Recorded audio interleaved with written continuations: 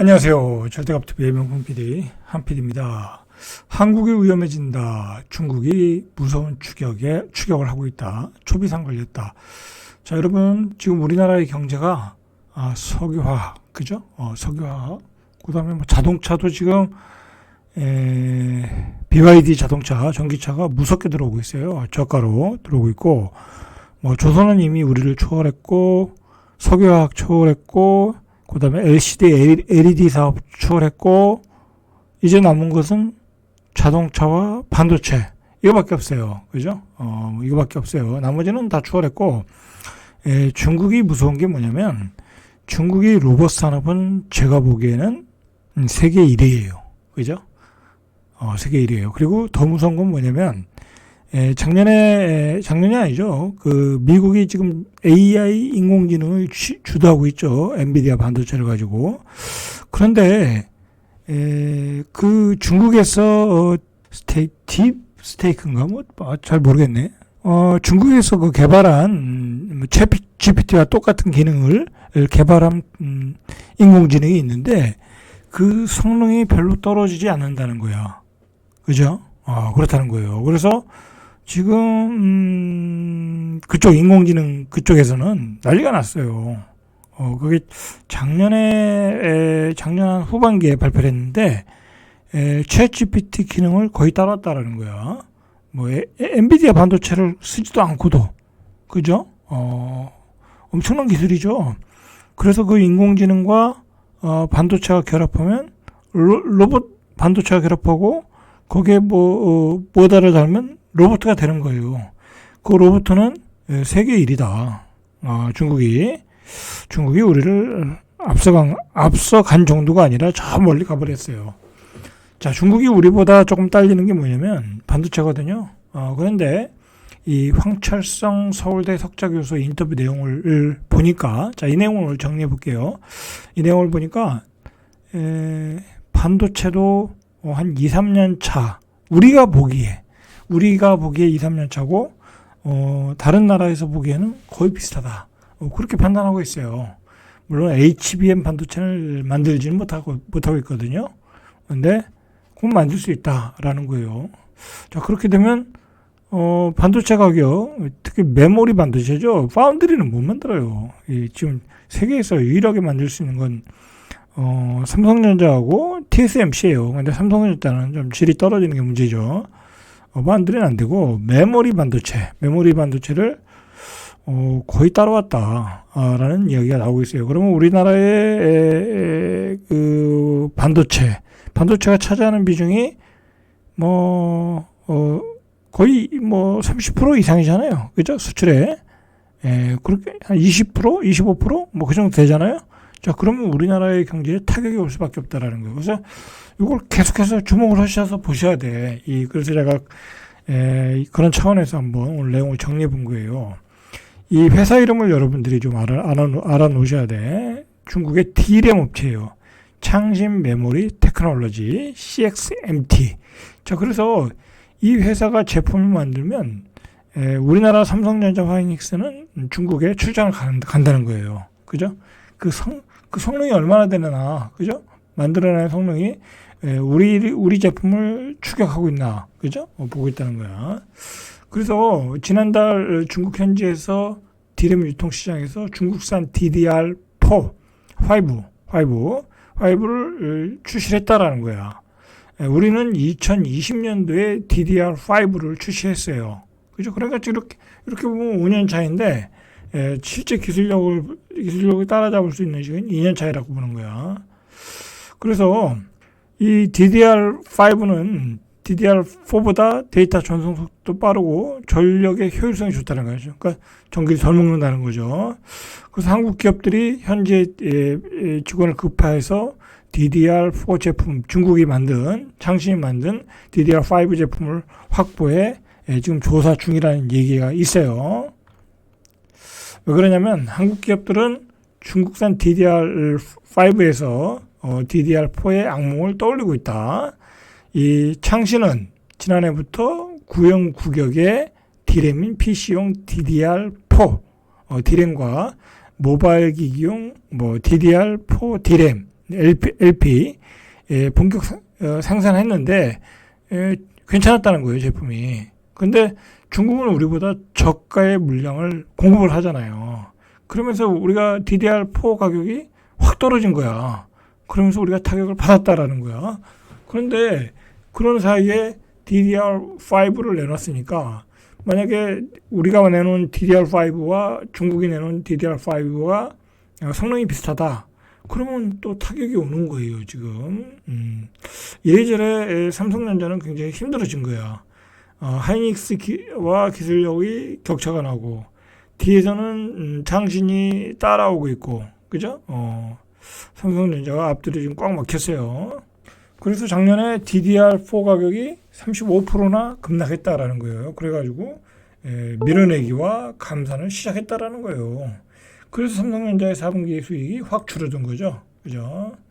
자, 김우현 SK 하이닉스 최고 재무 책임자는 23일 실적 설명회에서 중국 D램 공급사들의 제품 공격 확대와 수요 둔화와 맞물려 범용 제품의 가격 하락이 이어지고 있다. 자, 인정한 거죠. 그러면서 DDR5 제품의 품질과 성능은 확실히 차이가 존재할 거다. 그렇게 얘기를 하고 있지만 아직은 몰라요. 가서 확인해 보고 있는 중이래잖아요. 차이가 날 거라고 생각하지만 모른다는 거죠. 그죠? 자, 그리고 이 웨이퍼의 투입량. 이것도 중요한 거거든요. 이 반도체 생산량이잖아요. 웨이퍼의 투입량은 반도체 생산량이에요. 중국 D램 점유율이 10%를 넘을 거라는 분석이 나왔어요. 그죠?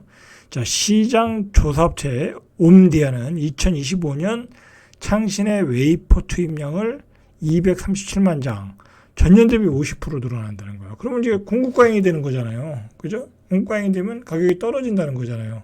그죠? 자, 이렇게 예상치가 높게 나오고 있다. 창신의 시장 점유율이.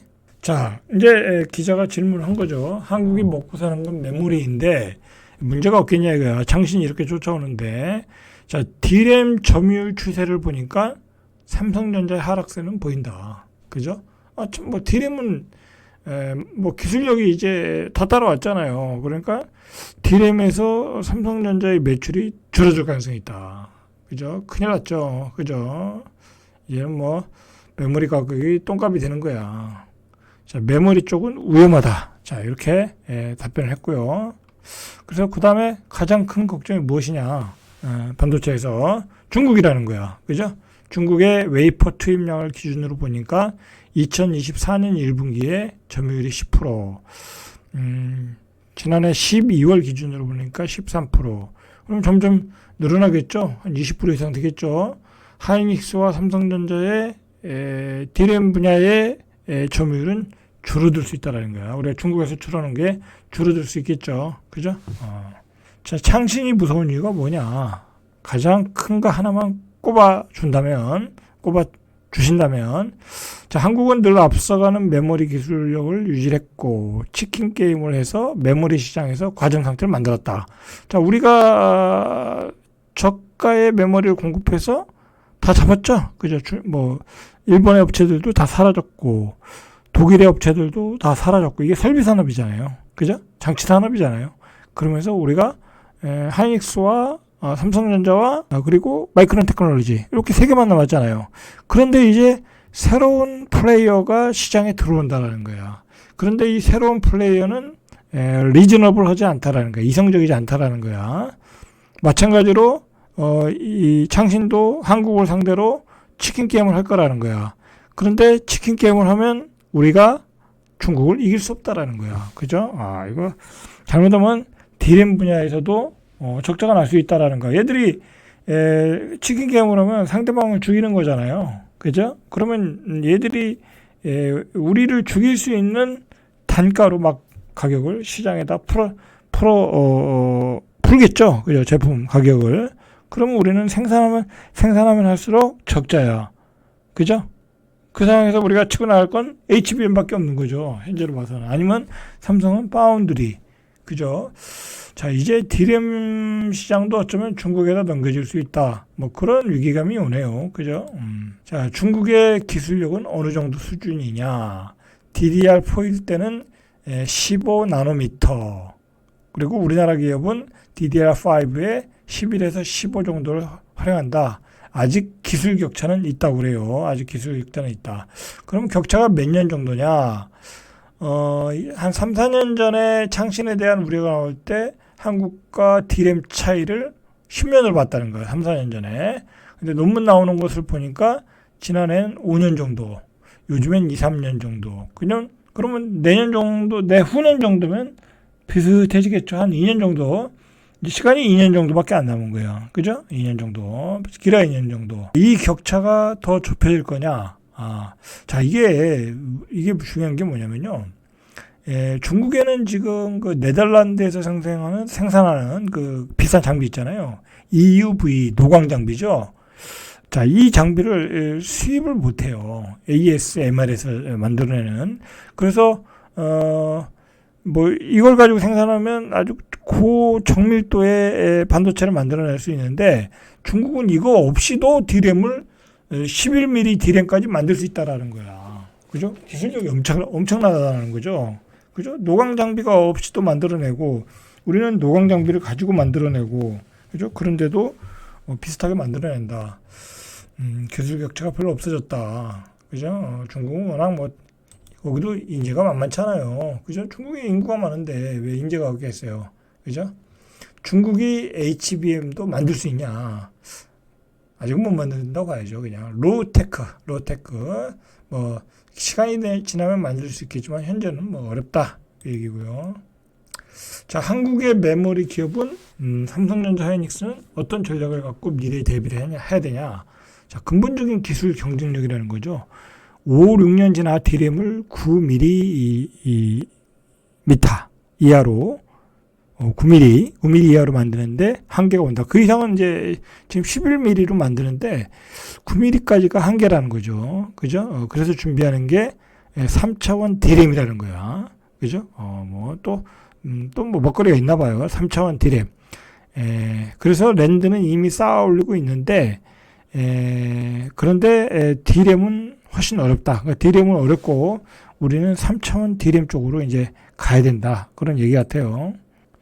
자, 이 3차원 D램은 마이크론과 중국 기업들도 이미 준비 중이라는 거야. 준비 중인데 중요한 거는 중국은 이 중국 과학원 세계 최고 권위의 전기전자 공학자 협회 이 중국 과학원 여기에서 3차원 D램에 관련 구조를 발표했다라는 거야. 근데 굉장히 겁나는 것은 이 EUV 장비가 필요 없다는 거야.